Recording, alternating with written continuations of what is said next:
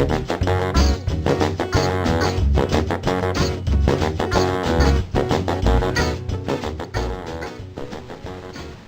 all started in 1988 with an art show of mine called A Beautiful Day in the NeverhoOd.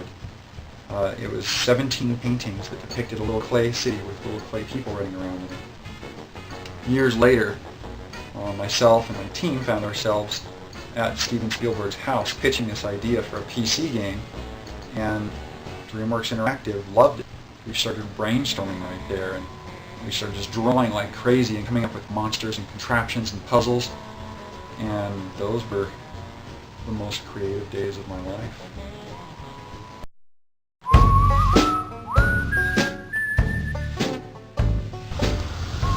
The story of the NeverhoOd is basically taken from the Bible in the account of creation and man's fall from grace. As Klayman, it's up to you to use your free will to decide between right and wrong.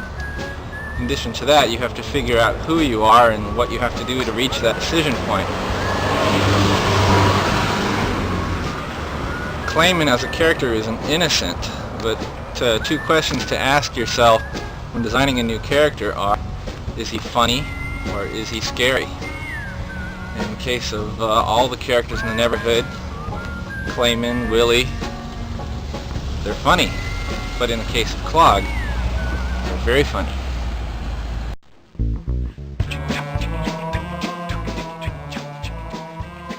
After we established the style of the game, we went into the building phase, building the sets. First I mapped out the set and how it was going to be constructed. I ended up building two different sets, a large scale set for the camera to move through, and then a smaller set so that we could show the whole world. We didn't have enough room to actually build the whole world on a larger scale. A lot of the buildings were designed, a lot of it had to do with the limitations of the materials, the wood and the clay. And then some of the other elements of the world, some of the trees and a lot of the overhanging elements had to do with just nice compositions for each shot. That was sort of the way that a lot of the look came about, was really had to do with a lot of the restrictions and working around.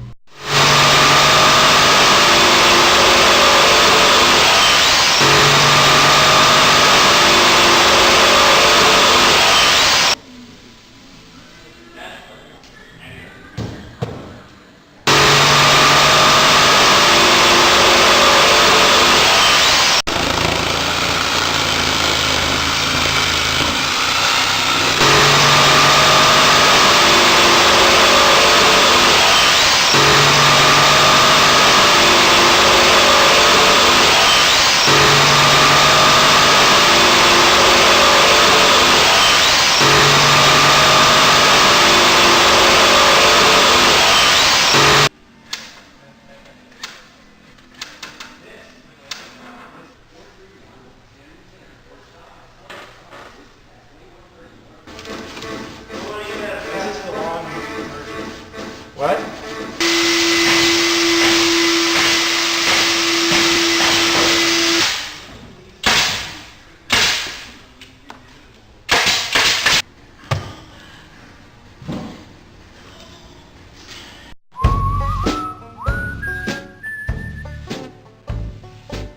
We used about 3 tons of clay, I'd say, to cover the sets and the interiors. We just stored the clay pretty much everywhere in the halls. Wherever we could. What we did is we came up with a technique.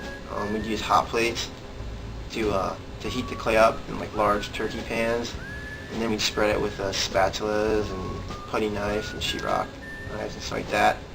The colors that we had to mix, we'd get a sample on paper, and then we'd try and match it as close as we could, or I'd try and match it as close as we could, or whoever.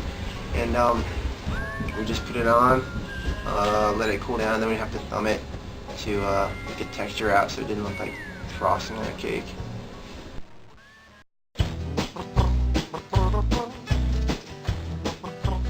I was in charge of the longer flick scenes in the game, some of the dramatic sequences.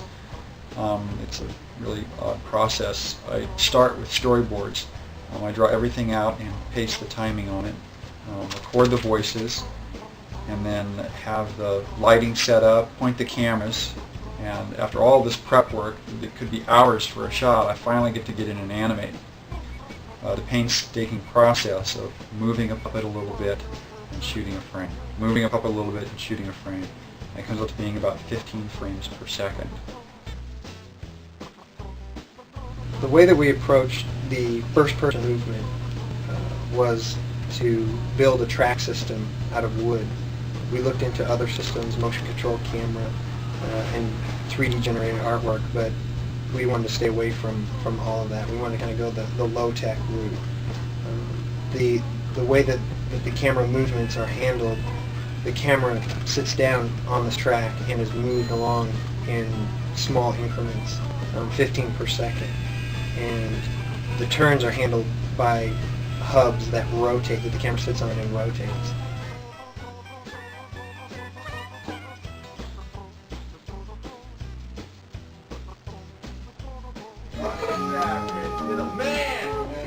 Oh, he's running! Go, Chris!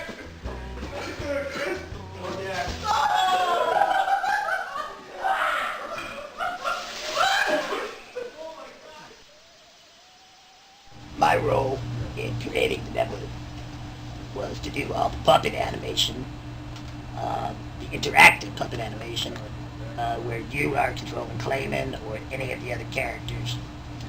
That's the animation I did. Oh, I don't know, maybe 20,000 frames of animation using latex puppets with mechanical armatures and clay puppets with wire armatures. Yeah. Hi, kids. Hi, Terry. My name is Uncle Terry. Hi, Uncle Terry. And I do the music for the Neverhood. It starts with a guitar. This is a guitar. And this is a guitar chord. What Uncle Terry does is he waits for the muse to visit him before he writes a song. I'm going to wait right now.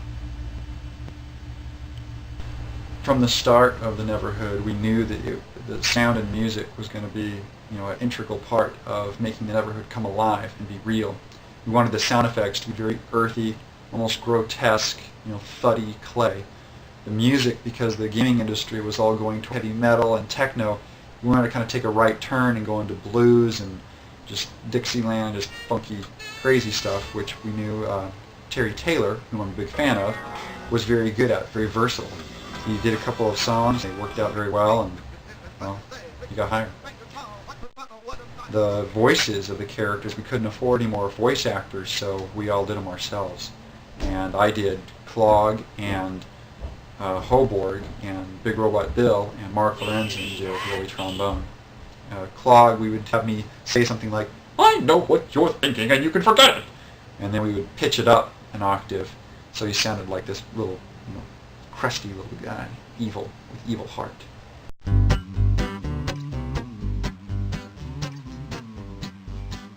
To make backgrounds for the Neverhood, you very carefully plan out how you want the room or the puzzle to look.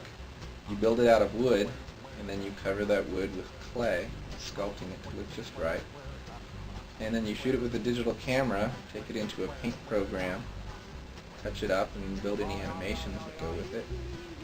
And you put it right in the game.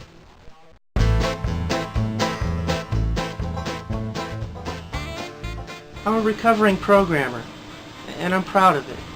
I worked on the engine, I worked on resource compilers and just pixels and bits and pixels and bits, and I programmed and I slept a little bit once in a while, but mostly I programmed. When we first decided to make a video game using a bunch of clay and sets, I was really excited because that sounded like a fun thing to begin on. So we brought in some carpenters and they started building these wood sets, and I wanted to help, but I had to set up a network and write some animation tools for the artists. But then they started playing the set, and I thought, yeah, it's going to be fun. But I had to write a sound engine for the game and work on some of the first-person puzzles.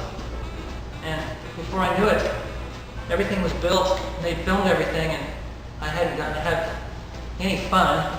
Just the artists had fun. The programmers, we worked in our offices. But they got to use computers. In fact, this is Doug's computer right here. He used it every day.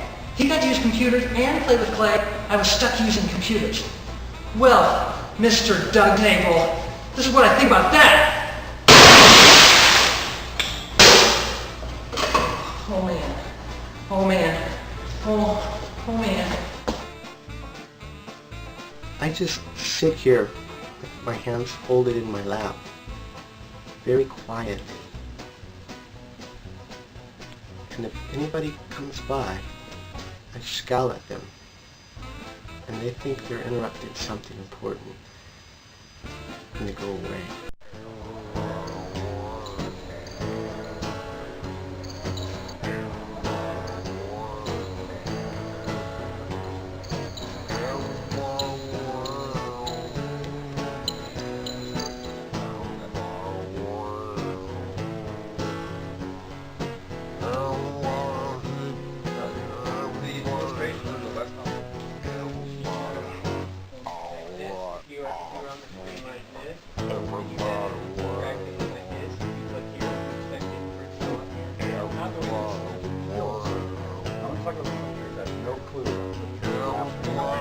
Don't worry about it. Just you're on it, and here's the track. Here you are. You wasn't here. You expected.